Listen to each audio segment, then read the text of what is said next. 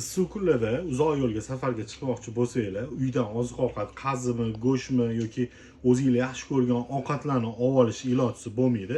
Chunki pikniklarga borayotganda yoki mashinada uzoq safarga yurayotganda xolodilnik bo'lmaydi. Hali mahsulotlar yomon bo'lib qolishi mumkin. O'shanga yechim avtoxolodilnik olib kelib qo'yganmiz.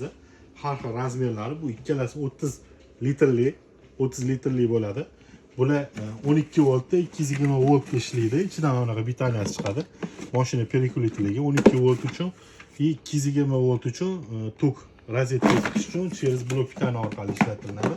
30 litrli. Bu balonsiz varianti. Mashinaga qo'yasiz, tushirasiz, bemalol foydalanaverasiz. Eshigi 2 yoqqa yechiladi buni.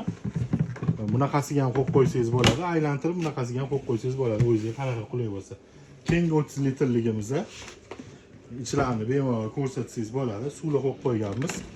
1,5 litrli ichkariga barnishnikni taxlab qo'ysangiz bo'ladi. Kichkina barnishniklar turadi.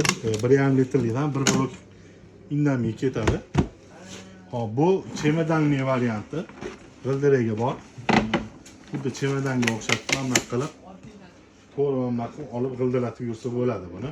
Bu qulayroq, mashinadan tushirib pikniklarga olib borishga juda qulay modeli bu. Hop, bagajda turganda qanaqa narsa yaxlab qolmaydimi? Marojniy ham olib yursangiz bo'ladi. Yo'q, narsani yaxlab qolmaslik iloji bor. Buni mana bunaqa Alpicol degan funksiyasi bor. Telefonda bemalol rulda o'tirib, bagajda turgan narsani boshqarib ketsangiz bo'ladi. Ekrani bilan birga oling mana. 12 gradusga qo'yib qo'ydi. -3